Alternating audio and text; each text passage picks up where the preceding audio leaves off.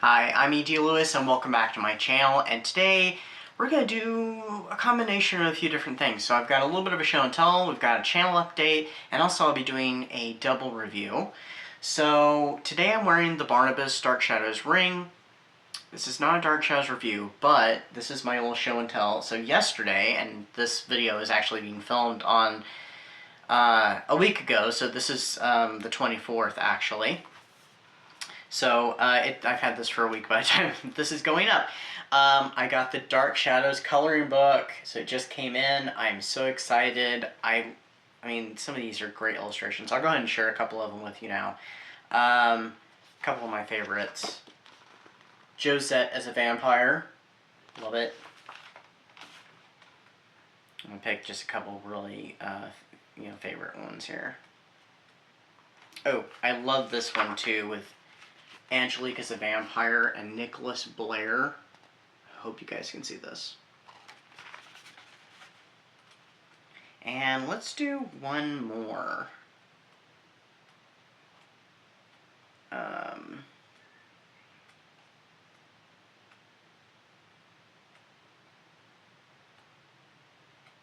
I really should show something with Barnabas, but okay, that's this book is actually in like chronological order. I will say, I wish that they had a picture with here, we'll do this one. I wish they'd had a picture with Jason McGuire, but no. But we do have Paul Stoddard. So, and here is Barnabas and Roxanne. So that's in parallel time. So yeah, this is really cool. Here's the back, and of course we get Quentin. So yes, I'm very excited. I love this. I really want to have another one. So, but I'm so happy for that. So I was really excited when that came. Alright, so let's do the channel update really quick, and I'll try to remember the timestamp this video. So, the beginning of next month, so actually the day this comes out, I won't be available for, this comes out on the last day of May, but I won't be available today and the beginning of June because I'm going to be elsewhere, so I don't know if I'll be answering comments. I'm going to try to the best I can. I'm already behind on BookTube and trying to slowly get caught up. I'm going to try and continue to do so during this, this week between now and then, and I'm probably going to get behind again, so I'm not going to be available for the beginning of June. But I do have videos going up. I have my last of that massive book haul from way back in December is coming out. Also, if you have not caught my announcement video, for my reading event, which is in July, is up. It is the Summer Spooks reading event. There is five prompts. 3 of them are reading prompts. 1 of them is a movie prompt. 1 of them is an activity prompt that goes on for 2 weeks at the ending of July. I have all the details in the video. I will do a recommendations video sometime in either late June or early July. I'm not sure. And I think I need to clarify one of the details, but I'll wait till that recommendations video to clarify it. It has to do with the watch prompt.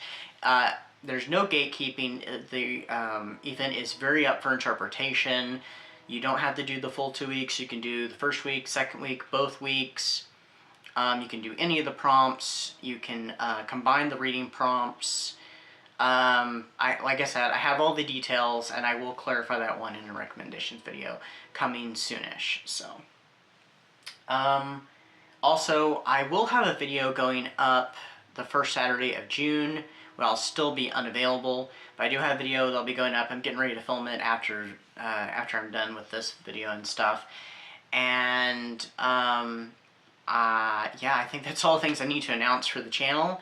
I'm excited and nervous about the reading event, so this will be the first time me hosting something. I've only co-hosted events before, so this is my creation, and nervous and excited, so we'll see how it goes. It's an experiment to see what happens. Alright, so I think we're ready for that review, or reviews.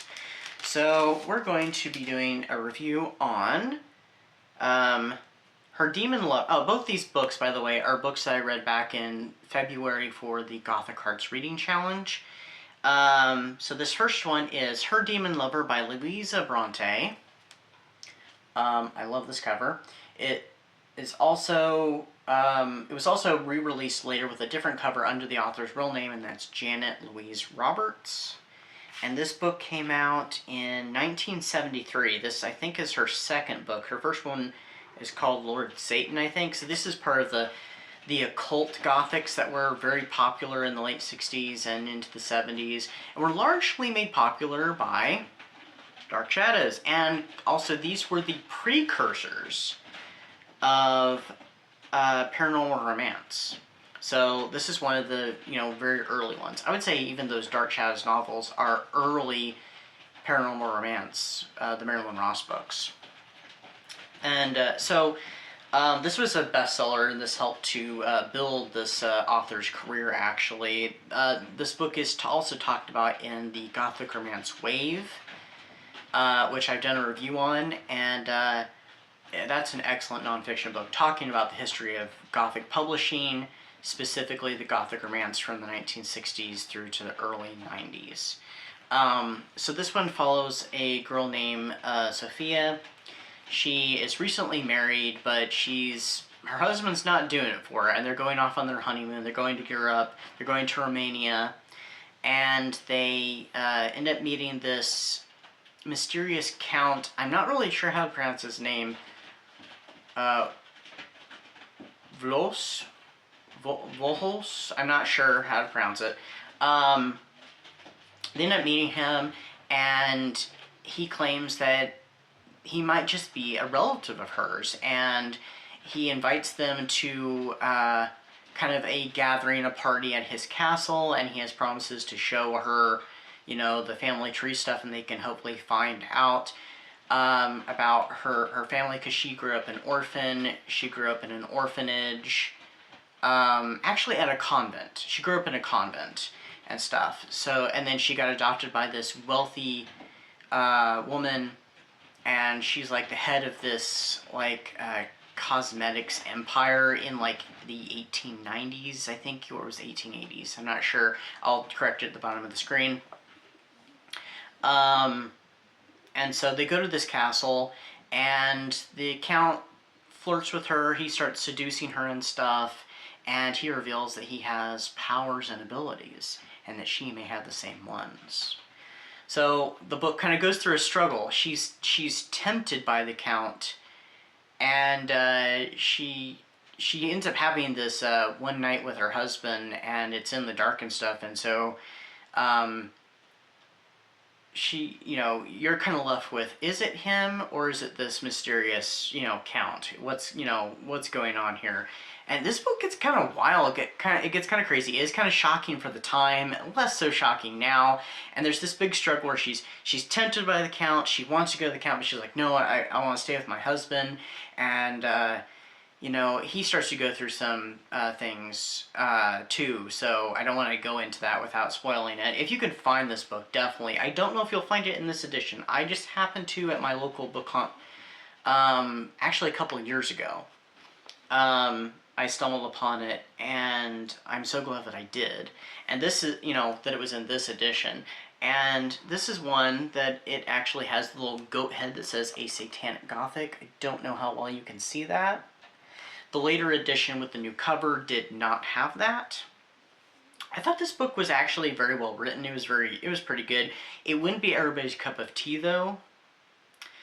But yeah, it does get spicy and kind of scandalous for the time. But yeah, and I think Avon was also the ones that published The Flame and the Flower, which was a very controversial book. And it was kind of like the 50 Shades of the 1970s. And it kind of changed romance novels. So I think this was like around that same time, if not just before it. So I gave this book 4 stars. I really enjoyed it. Like I said, it's not everybody's cup of tea. Some of the stuff's a little problematic, but I think that just added to how nuts this book was. So, I mean, it was wild. So, also, if you look on the back, And this is kind of interesting for the time. I mean, it says something to the time period, and I guess kind of the audiences they're going for. So at the back, there's an advertisement at the bottom of the book for a book called Open Marriage. I thought that was rather interesting, and actually, in the Gothic romance wave, it actually even talks about the author of that book. She talks about how on the copy that she has that too. So. I was thinking maybe it even advertised the... It does not advertise The Flame and the Flower, but it does advertise another book that I have that's called Moorhaven. And that one actually totes from the same publisher as Flame and the Flower. So this was around that same time. I'll put it back in its protective sleeve later. Okay, so the second book, actually Buddy read this with Regina at Regina's Haunted Library, and that is The House of a Thousand Lanterns by Victoria Holt, which I did greatly enjoy. I would put this at my number 3 of my Victoria Holt, because how many have I read? 5 or 6 of her books now? But this would be my, my number 3. I definitely really enjoyed this one. So this one tells the story about a girl named Jane Lindsay.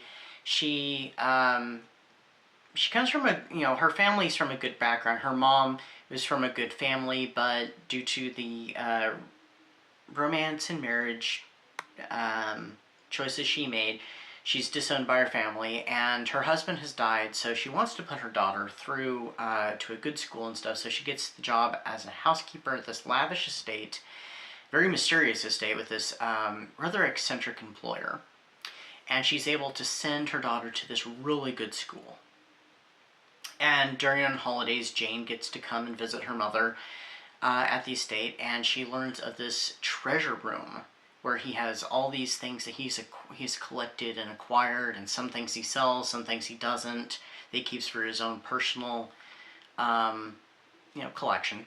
And one day she finally meets this mysterious man, and he's taken with her immediately, and he decides to make her his apprentice. So she gets kind of a, kind of an early job, and she someday gets to become his assistant. One day, while she's assisting, she ends up meeting her employer's nephew, and they kind of fall for each other, and she ends up making the decision to marry him. Things don't exactly go well. And during all this, she hears tell of this house that her employer and her mother's employer owns in Hong Kong called the House of a Thousand Lanterns that he's inherited, and she's hoping someday she'll go there. Well, it's not really a spoiler, it's talked on the back of the book about this. She does get to go to that house one day, and she learns of a curse.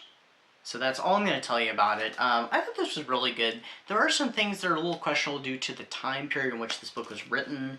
It was written in, I think it was the early 70s? I think this one came out after, mid-70s, 1974. So I'm pretty sure this came out after On the Night of the Seventh Moon, which is my favorite Victoria Holt book, and I think it's a lot of people's favorite Victoria Holt books. But, yeah, I really enjoyed this one. It was nice to go to Hong Kong, and there were so many twists and turns, and there was some secrets with several of the characters, and it's told in a couple different parts. It starts out in England, and we're there for quite a while, and then finally we get to go to the House of a Thousand Lanterns. There's also some tragedy, so there is a little bit of trigger warnings for some. But yeah, I thought it was really well written, as always with the Victoria Holt novel, so I gave this one also 4 stars. Highly recommend it. Yeah, so I have not been dissatisfied really with Victoria Holt, except for when I read The Devil on Horseback. I think was my biggest well, no, that was not my biggest disappointment, because I did like that one better than The Legend of the Seventh Virgin that I read last year for the Gothic Hearts. That one was my biggest disappointment, which the writing was not bad. It just wasn't... That main character, and the things she did, the decisions she made, I hated that book. It's not the worst Gothic book I've ever read. We have already covered that. That happened this year, actually. So, anyway, that's what I got for you today. I hope everybody's staying safe, staying spooky, and I will see you when I'll see you. Bye-bye.